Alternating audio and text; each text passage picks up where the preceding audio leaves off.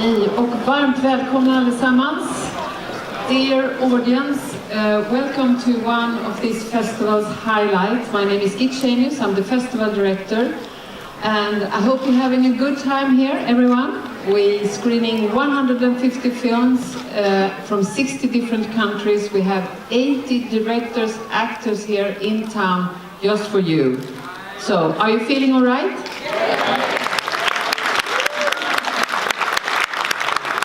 We have, the good news is that we are soon to be screening Charlie Says by Mary Harron, and she will be here after the screening for a face-to-face, and she will receive the Stockholm Lifetime Achievement Award. So we are so honored to have her with us here tonight.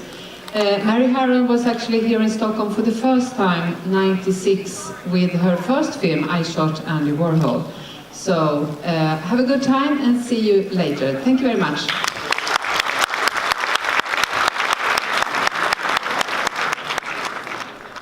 And Squeaky told me, nobody belongs to anybody here, except Charlie. We all belong to Charlie. I thought that was pretty far out. Then she says, if you're lucky, he'll pick you next. Every girl should have a daddy like Charlie. Now we put the piggy in the chair. Who's the piggy? Who's the piggy? Who's the piggy? Who's the piggy? Who's the piggy? Who's the piggy? Who's the piggy? Who's the piggy? Who's the piggy? Who's the piggy? Who's the piggy? Who's the piggy? Who's the piggy? Who's the piggy? Who's the piggy? Who's the piggy? Who's the piggy? Who's the piggy? Kill the piggy! Kill the piggy! Kill the piggy! Kill the piggy! Kill the piggy! Kill the piggy! Now imagine we just yanked this piggy out of his car. I want you to look at him, and I want you to stare at him, and I want you to scare him to death. Now we could tie him up, and we could scare the piggy into willing us all of his money. We could kill his family in front of him, but I need you to give this gift to me. Now, are you willing to die for me, Tex? Or are you willing to let me kill you? Yeah, Charlie. Charlie, you can kill me. You can kill me. I'm ready. I'm ready. My name is Andrea Reuter, and very soon I have the privilege of talking to the recipient of this year's Stockholm Lifetime Achievement Award here on stage. That's of course the director Mary Harron. But let's start with a look at her illustrious career.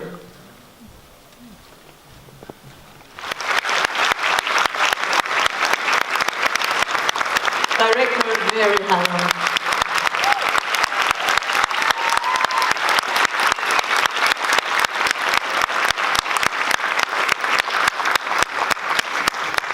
Hello.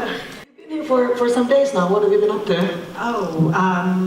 Seeing great movies and walking around sightseeing and eating enormous amounts of food and being treated very well, very well by the festival. So I that's thank lovely them for to hear. that. Yes. So I always want to, because I know secretly everyone wants to know this about all foreign talents. When we in Stockholm get great directors that they actually come to our city, we always want to know, so do you have a connection to us? Do you have a connection to Sweden? What's your connection to Sweden? Well, now I have a connection because the cinematographer Charlie Says, who's in the audience, Frida Forsberg. There Yay, he's waving. Let's give it a... And we talked a lot about Stockholm when we were shooting, and you must come to Stockholm. Maybe you'll come to the festival. So, as well. Okay, great. Well, that's connection enough. So thank you for the film we just saw, and it's. I mean, I really want to thank you, but in a way, your films, of course, American Psycho, your masterpiece. You take us to places that we don't maybe really want to go, but afterwards we're thankful that someone took us there. Yes, not an easy place to go. No. So I was hearing the screaming here outside. So it's a pretty, I mean, the kind of, let's call it delusion that these women are living in, brainwashing or whatever. It's a heavy subject matter. So how did you approach the story when you decided to do this movie? I mean, I'd been talking to Guinevere Turner, the screenwriter, that you've collaborated with several times. Yes, on American Psycho and on Notorious Betty Page. And we just show each other our scripts that we're working on, and she had shown me an early draft, and when I go to Los Angeles, I was in a meet up with her and we were just talking. I said, oh, well, if, you know, if it comes up, I would be interested in directing it. I think I was around, you know, grew up in the 60s and 70s, so the story is part of my formative years. You know, anybody who was young at that point, child or teenager, will be very marked by that story. And also I was very fascinated by how women were treated in the 60s, in hippie culture too. Because I do remember, even as a young teenager, being aware that it was, or certainly feeling the impact of what was essentially a very patriarchal culture. And so that was, you know, so it's always, I always felt like I had something to say or something to express about it. And I've always been very interested in the dynamic of cults, and in this case of a 60s cult, which is kind of idealism or yeah, and it really starts out, it's Paradise so nice, and then it just... And that's what everybody says. I mean, in every book you read by any member of the Manson family, you know, it was all about love, or it was, even though I think that there were always undercurrents of manipulation, and, you know, it was always run by a kind of somewhat deranged leader. But I think that, well, you could say that. Yeah, somewhat very, but I think that in the beginnings, that was very, very under the surface, and I think he seemed like a benign Jesus figure or father figure to them, who was giving them permission to have sex and take drugs and be free. And they felt like what they were escaping was their parents and straight society. And sadly, what they escaped straight into something so much more nightmarish in the end. You know, so it's a story. It's the whole story of this. The dark side of the 60s. And I think it's interesting because I think, is it Joan Didion that said that the 60s ended with that moment? And I think in your movies, you have a certain knack for describing the zeitgeist, whether it's the 50s, the pin-up in the Notorious Page, or in American Psycho, the hardcore kind of capitalist surface. And you've also made a movie about Anna Nicole Smith, the very tragic glamour model, and these, of course, Valerie Solanas, the Scum Manifest writer, and I shot Andy Warhol. You managed to somehow pick these women that show something about the time that they live in. What is your fascination with doing films about real people? What are you kind of getting? I don't know, but I think that if you're a woman of the 20th century or early 21st century, more than for men, the time you were born radically affects the course of your life.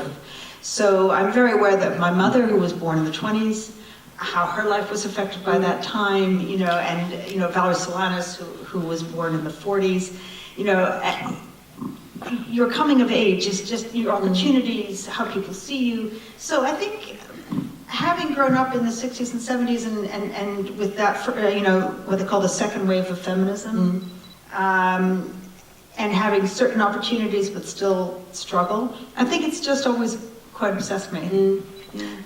How do you think it is for women filmmakers that are growing up kind of now getting into the business? Oh, I think you know, people always ask, you know, when is it going to get better? And it's very hard to say because the improvements are very gradual. But when I look at my daughters, and if one of them wanted to be a filmmaker, she would have many, not just me, but many role models and a sense of their own opportunities that was very different. So you were talking about coming of age, and of course I want to ask you about the late 70s in New York, because you were there, like one of the first people to go to see CBGBs and be in that punk rock scene. Can you tell us what was it like? Well, it was wonderful because it was very small. You know, like many things, it's true of hip hop as well, that they started in just a few small clubs. You know, and so there's always something wonderful about being at the beginning of something because it's not defined. It wasn't, it felt like to us, I'm talking about the New York scene, which is the first punk scene, felt more like we thought we were like 1950s beatniks or something, or, I mean, it was with rock and roll, but I think we all wanted to be beatniks or artists or Paris in the 20s. And, you know, it was found in New York. So, you know, that was what was but great. Did you have that feeling while it was happening that this would be like legendary for the people now? I mean, in a way you did, and we kept saying, oh, this is so great, and it's just getting better, and every day, oh, it's, you know, can you believe we're here, and we're actually seeing all this. So there was that feeling that it was very important. At the same time, the idea that it would become hugely commercial, or that, you know, 30 years later, I would be in India in a Tibetan refugee center and go into someone's house and see a big, you know, like you'll see sort of, you know, a punk image, you know, it's like, you know, or that, you know, you would see someone, you know, from 20, 30 years later, you'd see somebody in a completely classic punk style, but you knew that they were actually from Iceland or something. Do you know what I mean? Like they weren't New Yorker, but they looked just like somebody I knew in New York. So the idea that the same images would be reproduced, echo around the world, was something I would never have thought that. So with this kind of the do-it-yourself attitude and what you, or at least my kind of opinion about punk, has that influenced your filmmaking? No, I think it's hard to say. I mean, aesthetically, I don't know.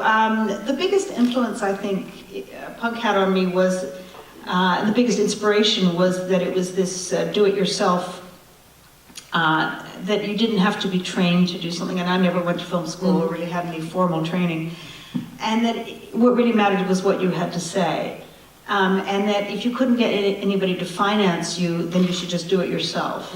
And I think there was a sort of DIY aesthetic in the early years of New York independent film, because these were films, certainly like in Jim Jarmusch, who was also part of CBGB's, and you know, that DIY thing came straight out of an idea, do it yourself, and kind of celebrate aesthetically the roughness, you know, of your lack of money, celebrate your, you know, not everything has to look perfect. So yeah, I mean, I think there's many ways without it being so direct. You know? And you were working as a journalist. I mean, you did the first American interview with Sex Pistols. Yes, and actually the first interview with the Ramones and the first interview with Talking Heads. So I mean, you were really there from the beginning. Then you were also working with TV, producing TV programs. But the first feature made was I Shot Andy Warhol. How did that come about? How did you get into filmmaking? As you said, you don't have formal film school training. No, but I was a journalist, and I had moved back to London where I'd spent my teenage years, and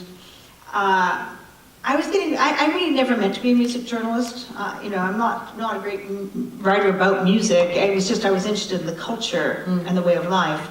So, but I'd sort of fallen into it. I was trying to do something else, and I'd already started writing screenplays with a friend. But I also thought that a lot of the things I was writing about as a journalist would make documentaries. And I had a lot of friends who were great documentary makers. I was living in the house, renting a room from Adam Curtis, who's a very famous British documentary maker now.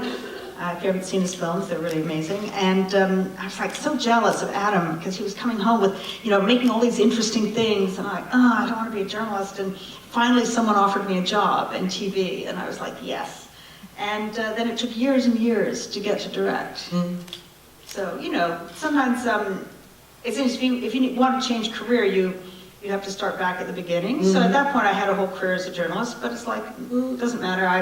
I just want to do this so much, I'll start back at the beginning. And Valerie Solanas, the Scum Manifest writer that the film is about, why did you want to make a film about her?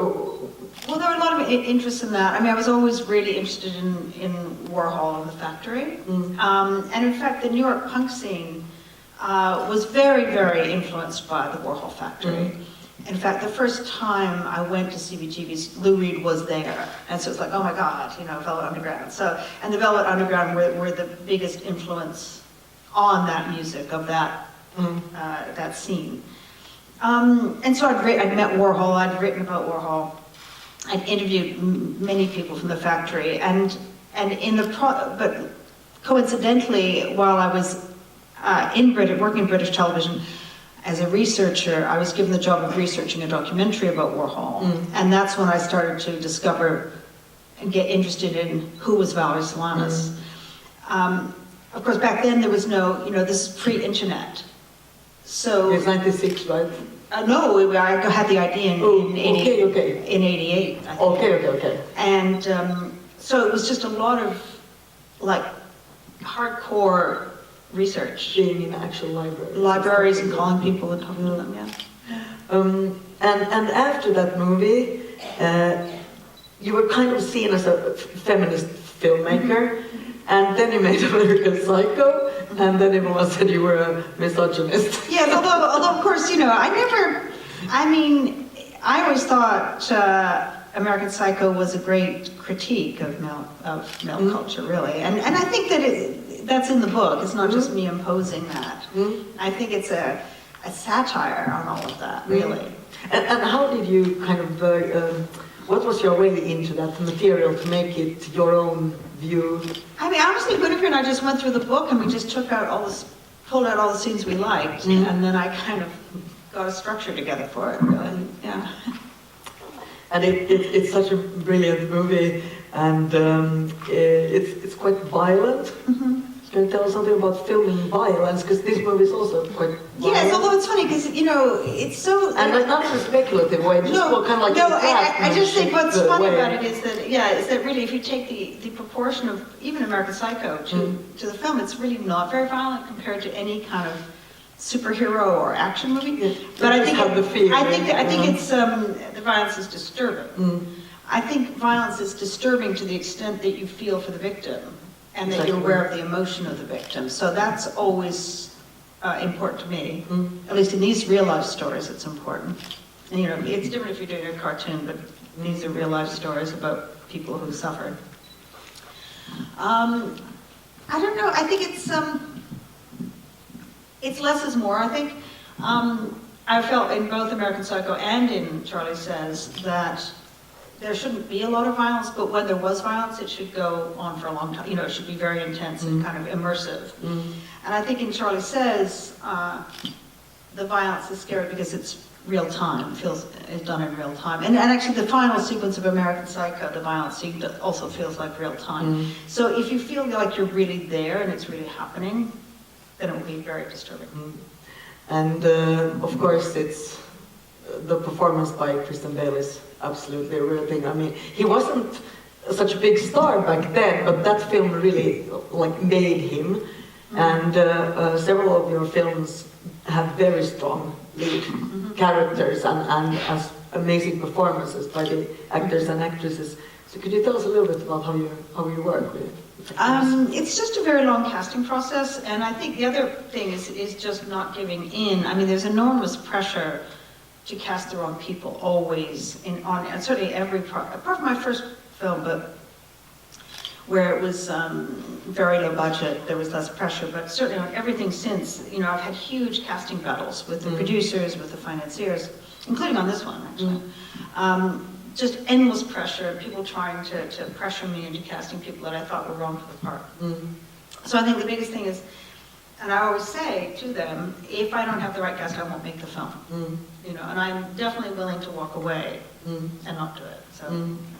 So you said that American Psycho is satire, which it of course is, and I'm thinking in this political landscape, you live in the States, and of course also here in Europe, it's quite an extreme political time. Could you elaborate what you think the role of satire in today's society is? Yes, it's funny. It's very strange when it becomes the government itself becomes so parodic. Because my husband and I wrote a script about a real estate family that was a TV pilot a few months before the election, and we looked at it afterwards and realized that it was just not nearly extreme or grotesque enough. That we just hadn't been able to imagine the real extent of the corruption or the sort of ludicrousness of the actual story. I mean, it's been funny. It's been a bit of a, there's this great American satirical, was a magazine now, website called The Onion.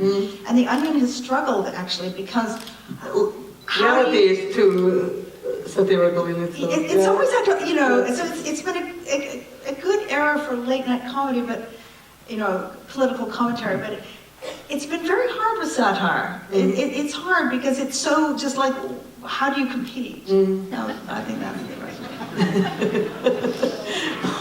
So, but, well, at least now the middle election was. Yes, Yeah, no, the Democrats gathered some seats.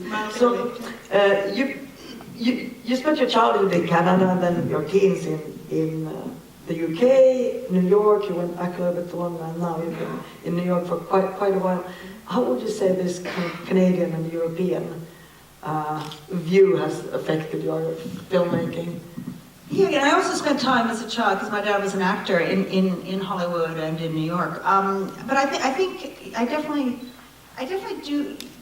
I've filmed quite a bit in Canada, which reminds me. I always say, oh, it's like, you know, Sweden or Denmark, in the sense that there's a similar feel. I think There's something Nordic about. Canadians are very. Walking around Stockholm, I feel it's just like a more beautiful version of Canada, and there's a certain sort of modesty which I like, and there's less of a star system. So I think when you're on set in Canada, there's less hierarchy. It's just more easygoing. I think all the actors, they also do theater together, television together, and movies, and so, which I think is the same pattern here.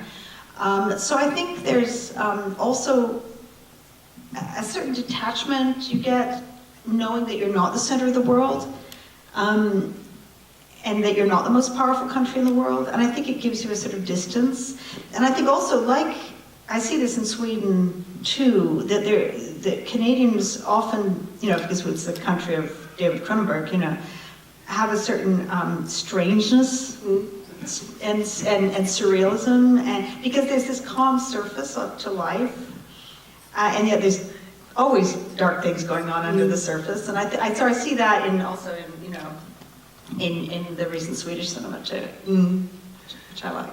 So, looking back, I mean, you still have a lot of filmmaking years in front of you, but you are here to receive a Lifetime Achievement Award, and I don't know if you've kind of taken the opportunity to a little bit stop and reflect back on your career, maybe not because of this, but if I would ask you to do that, do you see some common thread, some theme that you apparently keep coming back to, something you want to, like a question that keeps nagging you that you want to explore in your films? I don't know. I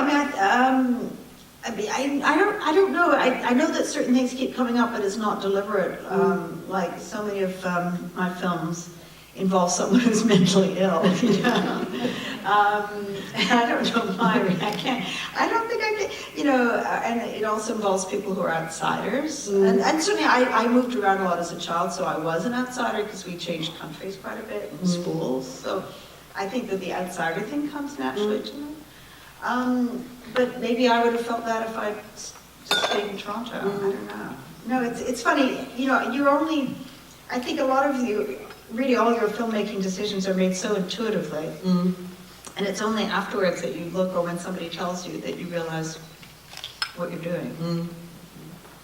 So if we want to look a little bit forward, I've read that you are working on an adaptation of Please Kill Me. Oh, I was, but no, we lost the... Which is, of course, a legendary... about CBGBs. I'm a character, because I'm a character in it, and I'm not even, doesn't look anything like me, but perfectly nice, but it's not. Or sound like me. Okay, so what are you working on? I'm working on, I'm supposed to film a script I wrote with my husband, John Walsh, that is about the last year. Here? He's here? Yeah. About the last years of Salvador Dali. Oh, wow. And his wife Gala, and so it's sort of a portrait of a marriage, among other things. Wow, we're looking forward to seeing that. Hope you come here with with that. So I think it's time to let the audience in, and maybe we get some light on them, so we see if someone is.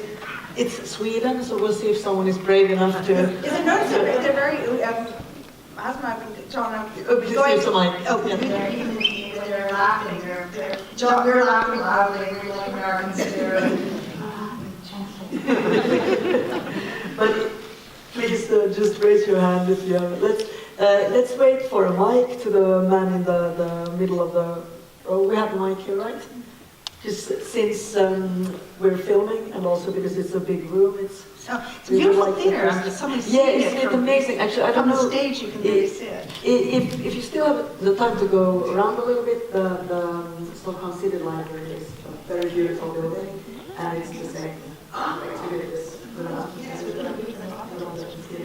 So, did you get okay, please go ahead. Hello, I have a question about casting Matt Smith as Charles Manson. Can you discuss that choice? Yeah, I mean, honestly, he certainly wasn't on my list to play Charles Manson. For a start, he's very, very tall, and Charles Manson was like he's shorter than me, for a British actress. And my casting director said, "Oh, you know, Matt Smith's in town, and he wants to come in and talk to you about playing Charles Manson." So he not only talked to me, he came in and auditioned with, I think, what was definitely the most exciting audition I've ever been part of. It was really fantastic. So that was it. And let's pass the mic to the... There you go. Did you get to film on Spawn Ranch? No, because Spawn Ranch burned down, or someone burned it down. We were going to film on a neighboring ranch to Spawn Ranch, and when the owners who were about to build condos on that property found out that it was the it was the Manson family story, they threw us out. So we found another location, but it looked pretty good, looked pretty authentic. Okay, and over to your right. How do you confront the cast about the movie? Because it's a raw movie, it's a raw film. It's not superheroes, as you said. It's not. It's real, and it's kind of all in the detail, and so what I do with all the main actors is I sit down with them, or actually in the case of Hannah, who was in London, we did these long Skype sessions, where I just go through all their scenes, you know, page by page, and just talk them through it. You know, this is what I think, what do you think? Rather than giving them big overviews or big general notes about your characters like this or that, it's like, well, in this scene, what's happening to you? What do you think is happening? Do you see what I mean? With Matt Smith, we really just had one session, long session. When he got to Los Angeles, we just sat down and went completely through the script, all the scenes. And in those conversations, you know, you set up a dialogue and an understanding that you're on the same page. And then in the case of characters based on real life, then they themselves then read a lot. So there's so much material, because actors love, I think, research, all the actors I've worked with. And there was, in this case, everybody in the Manson family wrote a book, practically. So they could, draw. And just behind there. Hi, thanks for Gunnar. Has there been any comments or reactions from the relatives of the victims? No, because we haven't premiered in America yet. I imagine they would. I think they had this story. It's been done many times. I think there may be. Obviously, we'll wait and see. Particularly, I think from the LaBianca family, I would understand that. It's a difficult thing to decide to do, to show the murders so graphically. At the same time, if you don't show it, I mean, my feeling about the violence at the end of showing what happened to the victims was, it's such a sympathetic portrait in so many ways of the girls, of the women, that if you don't show in a very real way what they did under their brainwashing, then you're not really doing honor to the victims. It's a difficult case, like, do you not show it because it will upset the families, or do you show it because that's the truth? So it went for the truth, and that version of the murders is based on the account that Leslie Van Houten gave to Carleen Faith. That's pretty accurate. Thanks. So we have time for maybe one or maybe two questions if there's still. Is there a reason why you chose to show the girl riding off in a bicycle, like the motorcycle? Because she, like, that moment could have changed her life if she had said yes to go on the motorcycle. But is there a reason why you chose to put that in the movie? Yes, because with all these girls, you know, it could have gone one way or the other. It's not like Charles Manson was an extraordinarily damaged person who'd had a terrible childhood, abandoned and abused, and had grown up from the age of 12 was in prison. So we know why Charles Manson kind of was that way. These girls were pretty normal girls. They had normal problems or normal unhappy families, you know. And with any of them, they could have had completely different lives if they'd never met Charles Manson. So, for instance, with Leslie, I always felt like, you know, she would have ended up joining some kind of yoga cult and been perfectly fine and being teaching yoga somewhere, you know, or meditating. And there's a story that Patricia Krenwinkel tells about when she was going to join Charlie. The van didn't come to pick her up, you know, they didn't come, so she almost went, she was just about to go home, literally about to turn and walk away when they drove up. So if that van had been 2 minutes later, she would have gone home, you would never have heard of her, she would not have spent her life in prison. And it's the idea that in a split second, and I think we all have that, we've all had moments where our lives could go one way or the other on just one kind of random decision, you know, in this case it's not a random decision compared to one decision we make. In Leslie's case, you know, someone did want to take her away. With all of them, you know, there was a moment when they could have left.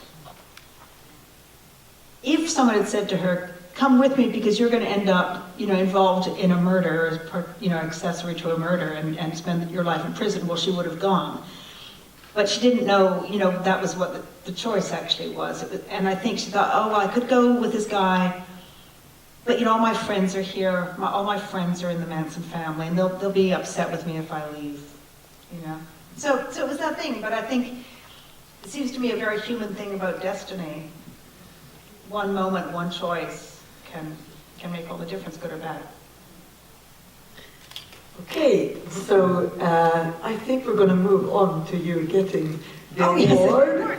Yes. So let's start with thanking you for our talk.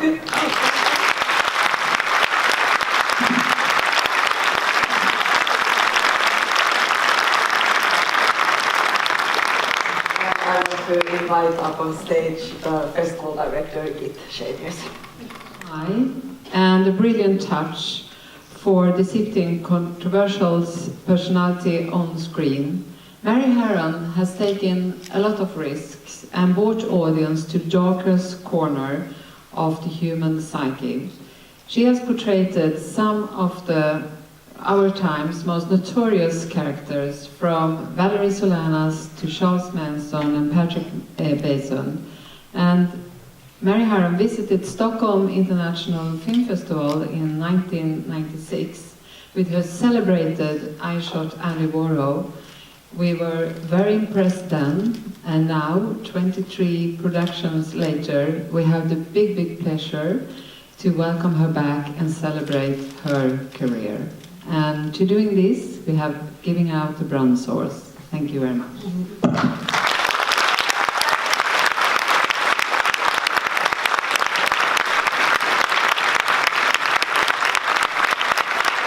Beautiful.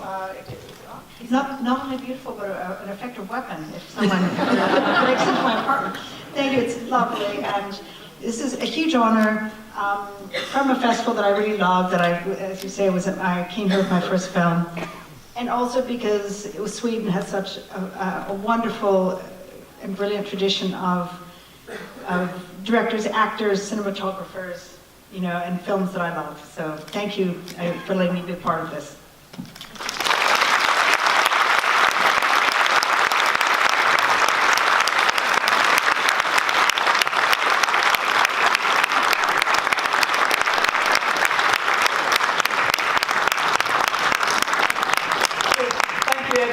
marks the end of our celebration here.